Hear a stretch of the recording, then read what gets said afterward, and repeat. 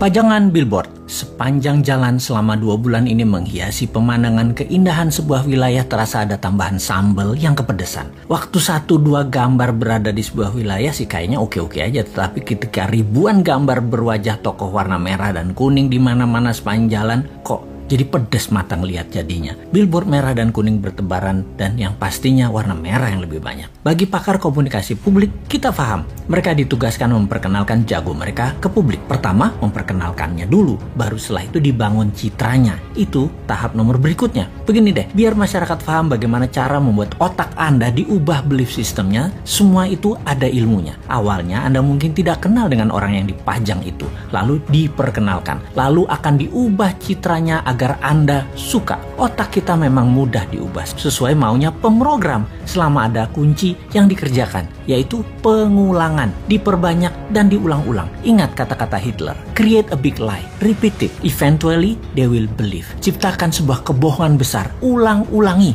pada akhirnya mereka akan percaya. Sekali lagi, kuncinya adalah pengulangan. Jadi semua ini ada rumusnya dan hal ini bisa dipakai di produk sahabat atau di personal branding ketika Anda mau menjual diri Anda, apapun tujuannya. Salah satunya ingin jadi presiden. Rumus dasar promosi changing belief ini ada 4 step, di mana pikiran manusia yang ditarget tadinya akan diubah sesuai tujuan pemrogramnya. Yaitu 1, manusia itu unaware atau tidak kenal di awalnya. Kemudian 2, dia aware, menjadi tahu atau knowingness. Ketiga, likabilitas atau kesukaan.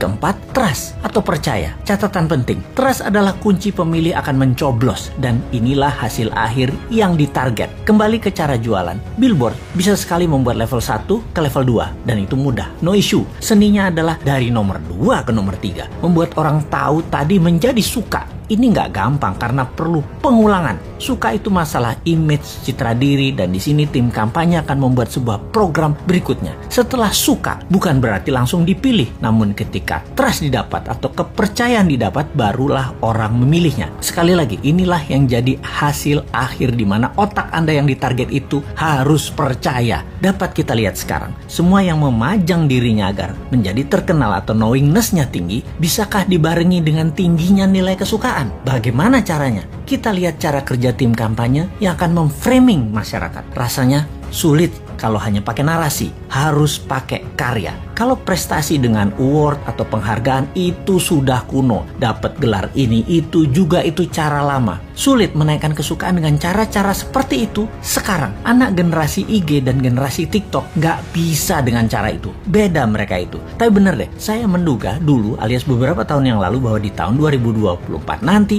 orang yang menang di dunia digital atau di dunia maya peluangnya besar untuk dikenal dan disukai. Namun fakta menarik, karena ekonomi tidak tumbuh seperti janji kampanye, maka dunia maya hanya bisa mencapai 80% populasi urban atau orang-orang kota dan hanya mencapai 36% di perdesaan atau daerah rural. Alias kalau di total 55% manusia Indonesia ternyata belum terjamah informasi melalui internet dan sosial media. Dalam 5 tahun ke depan dari tahun 2019 ke tahun 2024, kalau ekonomi maju seperti target pejabat negara, maka perkotaan bisa mencapai 100% manusianya terjangkau internet dan 70% daerah rural, area pedesaan dan pelosok bisa mencapai 7%. Tapi hal ini tidak terjadi. Faktanya tidak tercapai. Maka spanduk, baliho, billboard masih jadi pilihan untuk membuat nomor 1 dan 2 dalam strategi pengenalan calon. Tapi 3 tahun itu masih lama. Bahkan orang yang disukai pada saat ini dalam 3 tahun lagi bisa jadi tidak disukai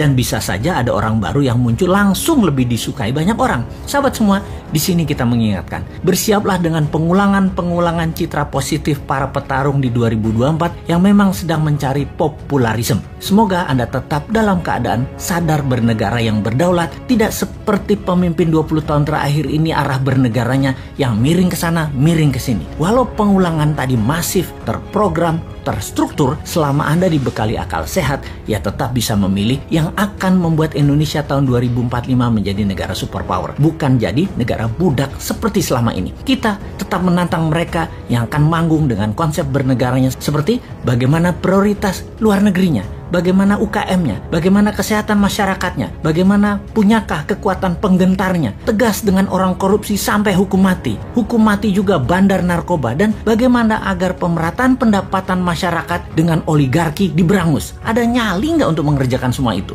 Masa hanya ada satu orang bosman aja yang tersedia, yaitu Putinnya Indonesia, yang kayaknya sih lengkap konsepnya.